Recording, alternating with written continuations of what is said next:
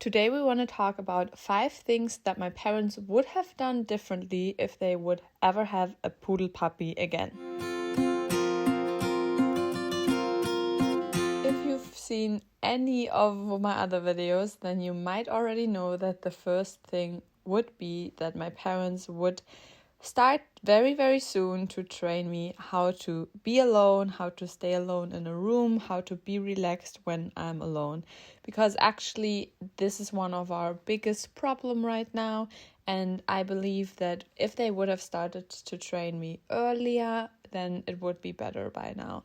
Because actually, when I got home with 8 weeks to my forever home with my parents, we started training about 1 or 2 weeks in to close the door, but I immediately started crying and barking once the door was closed, literally when I couldn't see my parents anymore. And that's why they thought, okay, maybe it's too early, she needs to get used to our home more. And then we kind of neglected the training and the working on being alone in a room. And that's why also leaving the house is so difficult for my parents. So if you're a new poodle puppy owner, that's really one of the things that we can tell you to just start by closing the door for a couple of seconds. Even if the puppy is crying and is not okay with it, it will get used to it. It's just because the puppy is not used to it, that's why she's crying or he's crying. So don't postpone the training like we did, because then it'll get even harder in the long term. The second thing is that my parents would make me rest even more. I mean, you always read it online and in books that puppies need so much sleep, and I definitely needed that in the beginning, but I was also a very, very energetic puppy. I always challenged my parents, and they definitely thought that they would have to give me more attention than I might have actually needed. And it is so, so crucial to raise your puppy with lots of rest, with lots of calmness, with lots of quietness.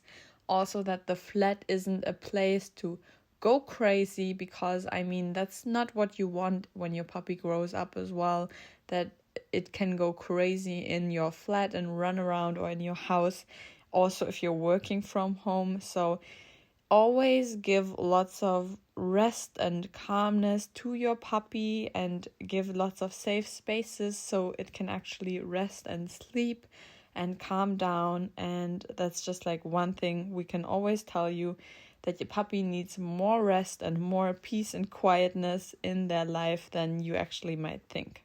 The next thing might be a thing from our personal experience, and it might be controversial, because for us, my parents raised me, the two of them, so my mom and my dad. And my mom did more stuff in the beginning. So she fed me more often. She went out with me for potty and for little walkies. And that was totally fine for my parents. And it was actually planned that way. But with our problem of being alone for me as a puppy, it's actually more difficult now when my mom leaves me alone, because I'm more clingy towards her, because she was or has been my main person for all this time. So we believe that it would be easier with our problem of me staying alone if my parents would have divided the work between the two of them. We're not 100% sure about that, but when my dad leaves me alone, it's so much easier than when my mom leaves me alone. So that's why we believe it could be a good idea to equally distribute the work between all the parties involved. Also, if you have kids, let them feed the puppy, because it just builds up relationships between the puppy and all the different people in the family. The fourth thing is that my parents should have ignored me more. And of course, that is so, so tough when you have a new puppy at home. And I was the cutest puppy you can see in my first videos.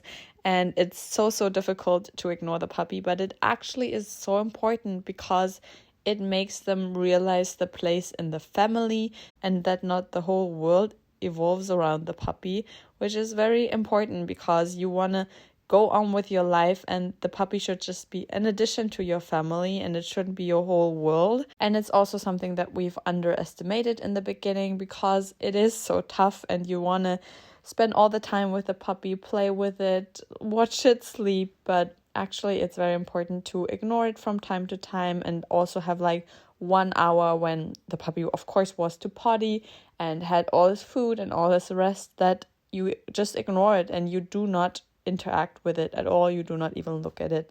And that's something that we also would have done differently in the beginning. And the fifth thing, last but not least, is that we definitely should have gone to puppy school or dog school together.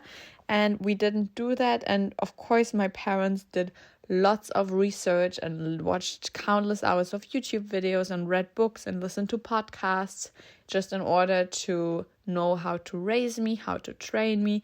And they worked with me so much, maybe even more than if they would have gone to puppy or dog school.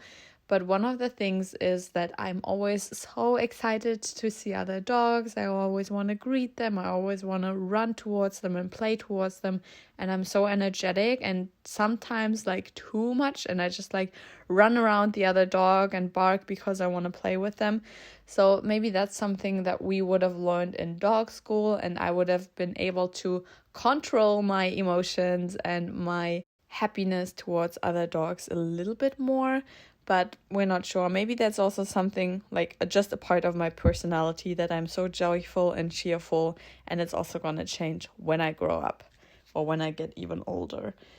So these were the top 5 things of our learnings. I hope that you could take something from it and that you maybe have also similar experiences. If you did, leave me a comment and I'll get back to you, and subscribe to my channel so you won't miss any future videos, and we'll see each other then.